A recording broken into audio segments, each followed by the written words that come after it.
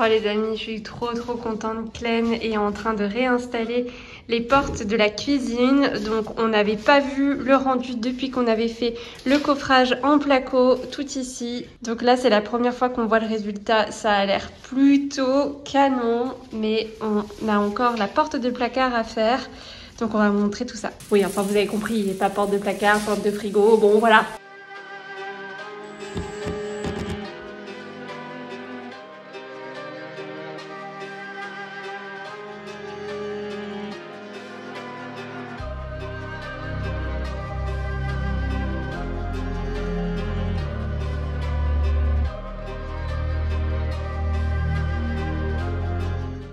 On est pas mal.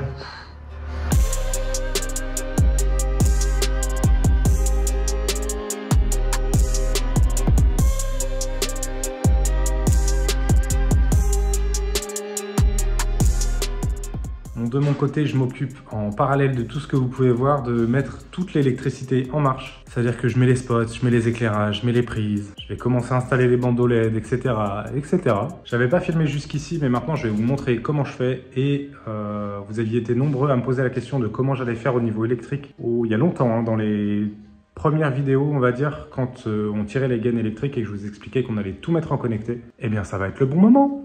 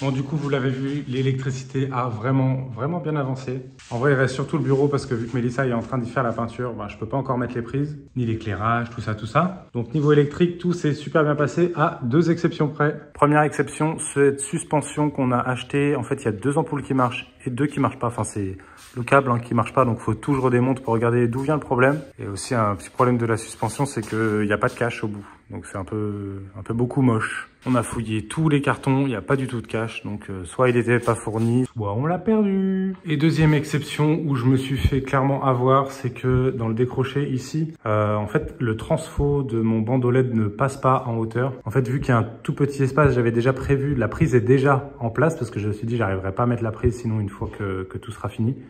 Sauf que j'ai oublié le transfo. Autant pour la cuisine, j'avais bien mis le transfo et tout. À l'intérieur, j'avais laissé le câble, mais là, j'ai oublié. Donc, j'ai commandé un transfo compatible un peu plus petit en espérant qu'il passe. Bref, vous l'avez compris, pour l'électricité de l'appart, on a tout fait en Philips Hue, ou quasiment tout. Alors, c'est pas du tout un partenariat. On a payé nous-mêmes tous les éléments en Philips Hue. D'ailleurs, sachez qu'on vit très bien avec un seul rein, voilà, parce qu'on en a plus qu'un maintenant qu'on a acheté tout ça. Pour pouvoir avoir quand même des interrupteurs un peu sympas et qui sont en lien avec les prises, en fait, sur la gamme Schneider Audace. Tout simplement, on met un petit module derrière qui s'appelle un Philips Hue Wall Switch, je crois. Donc là, il est pas mis derrière, là, il est dans la boîte de dérivation, mais il est relié avec des fils sur l'interrupteur. Et ce qui est bien, c'est qu'on n'a pas besoin en réalité qu'il y ait des fils qui arrivent. Si on veut, on peut mettre le Hue Wall Switch directement derrière l'interrupteur. Et ce qu'on peut faire aussi, par exemple, les spots, c'est des ampoules classiques. Ici, c'est pas des Philips Hue, mais en fait, elles sont... Donc, tout arrive à la boîte de dérivation. Et à la boîte de dérivation, j'ai mis un petit boîtier Sonoff. Donc c'est des petits boîtiers qui se connectent sur le protocole Zigbee, donc comme Philips Hue. Et en fait, on peut faire de lumières qui sont pas connectées, des lumières connectées pour vraiment pas cher, parce que je crois que le petit boîtier là, ça coûte 10 €, un truc comme ça. Et ce qui fait que là, par exemple, si on s'est pas encore fini de programmer, mais si j'appuie sur l'interrupteur, je peux allumer que les spots ou que la suspension. Et ce qui est super pratique aussi, c'est que, vous vous souvenez, là, j'avais mis un interrupteur là où il fallait pas. Donc je l'ai enlevé, d'ailleurs, il se voit plus. Et du coup, j'avais rajouté celui-là, mais j'ai pas de fil. Ah oui, j'allais pas retirer des fils dans le mur qui étaient déjà finis de plaquer, etc. Donc en fait, j'ai un interrupteur, mais il n'y a aucun fil qui y arrive. Et en mettant, si je veux garder cet interrupteur, en mettant simplement un petit module Philips Hue, le wall switch là, je peux en fait commander directement sans aucun fil qui arrive à l'interrupteur. Donc ça permet de rajouter des interrupteurs un peu où on veut, sans qu'on ait besoin de fil. Après, on peut créer plein de scénarios et plein d'ambiances différentes. Donc ça, c'est vraiment cool. Ça, c'est mon côté un peu geek. Bref, je n'ai pas tout expliqué maintenant sur Philips Hue parce que je pense que la vidéo serait beaucoup trop longue. En tout cas, si c'est un sujet qui vous intéresse, n'hésitez pas à le dire en commentaire ou à nous poser des questions directement sur notre compte Insta. On est beaucoup plus réactifs. Autre chose qu'on ne vous a pas filmé, c'est un grand rangement. D'ailleurs, j'ai acheté ces petites caisses de rangement là à Lidl, mais c'est pas du tout la marque Lidl, c'est une marque Kubrick. Parce que quand j'avais regardé les rangements Milwaukee, les pack out, là, ça vaut 250 balles la boîte, comme ça, c'est beaucoup trop cher. Donc, on a profité pour faire un peu de rangement là-dedans. Dans la véranda, c'est pareil, ça commence à ressembler plus ou moins à un appart. Donc maintenant, on va attaquer un des 3 sujets, on va dire, qui nous reste principalement à faire dans l'appart avant de pouvoir y emménager. Tout simplement le meuble du cellier. Donc là, le cellier, pour l'instant, il est bien vide, mais voilà, il va y avoir des rangements tout là et là, avec le lave-linge. Donc tout ça, on a déjà les planches normalement, et on va fabriquer ça tout de suite.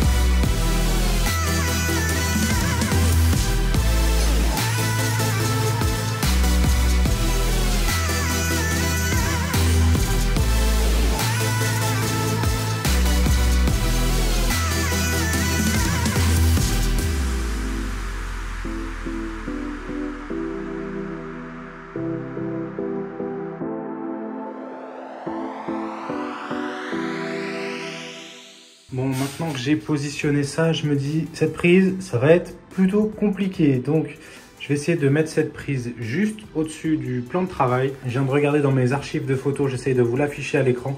En fait, on voit que la gaine, elle fait à peu près comme ça. Donc, je vais essayer de la rechoper.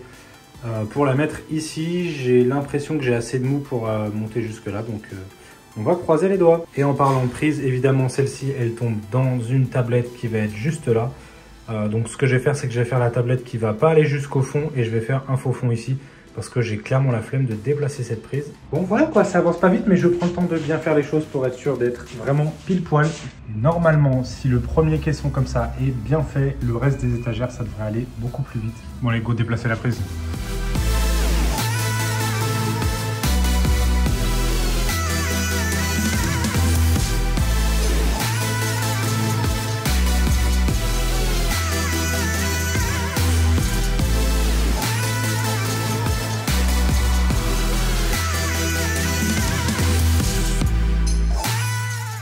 Bon, quand il faut déplacer une prise, c'est toujours plus compliqué que prévu. Donc elle était là. J'ai dû faire un trou ici et ici pour arriver à la remonter jusque là. Évidemment, le câble était trop court, donc j'ai fait une espèce de petite boîte de dérive ici. Ça se verra pas du tout, hein, ça sera carrément en coffret. Donc tout ça pour ça. Et maintenant, retour à la menuiserie.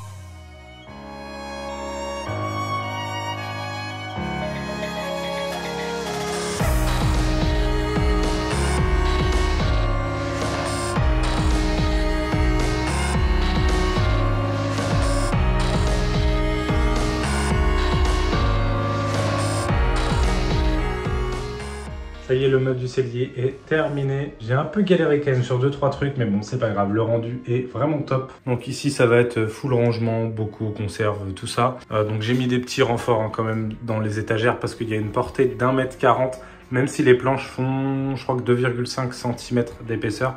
Bon, ça fait quand même une belle portée. Après là, avec le renfort, franchement, ça bouge pas du tout. Il y a juste celle du haut à la limite où il faudra peut-être pas charger trop lourd non plus. Et puis ensuite, le lave-linge qui va aller là. J'ai prévu un tout petit peu plus en hauteur pour pouvoir mettre un petit tapis d'absorption de bruit. Évidemment, ma prise, elle tombait où? Dans le montant, sinon c'est pas marrant. Puis en plus pile poil, on voit bien, c'est bien au milieu quoi. Donc soit je décalais la prise mais j'avais un peu la flemme, soit je mettais un fond ici mais j'avais la flemme aussi. soit sinon en faisant cette joue un peu moins longue, ça va très bien comme ça. De toute façon, une fois que ça sera bien rempli ici, ça se verra plus du tout. On a les accès pour tout ce qui est lave-vaisselle, hein, tout simplement. Et j'ai prévu aussi que si vraiment on a besoin d'intervenir derrière, on puisse enlever ce plateau-là assez facilement pour pouvoir y accéder tout simplement, voilà, au cas où on a un problème de plomberie. Mais là où je suis un peu deg, c'est que j'ai galéré tout seul avec les planches et je sais pas si vous allez voir en vidéo, mais j'ai fait des impacts, il y en a 2 comme ça, dans les murs où en fait toutes les planches me sont tombées dessus. J'étais pas en train de filmer à ce moment-là, donc vous n'avez pas pu voir parce que l'espace est quand même très restreint. Mais j'étais un peu deg. Après bon, j'ai un peu la flemme de refaire toute la peinture d'ici, donc ça va rester comme ça, tant pis. Et voilà, encore une belle avancée. Et en fait, regardez ce que j'ai reçu de la part de Gaël de la chaîne L'Autodidacte, pour ceux qui connaissent. Franchement, un grand merci à lui. Il a sorti sa marque il y a un petit moment et là, il a sorti les t-shirts. Ils sont top. On essaiera de vous mettre un lien dans la description de la vidéo pour que vous puissiez aller voir pour ceux que ça intéresse. En tout cas, maintenant, on change de sujet et je peux même pas vous donner le sujet, même moi, je le sais pas. À la base, j'ai un planning, mais il ressemble plus vraiment à grand chose. Donc voilà, on fait au feeling.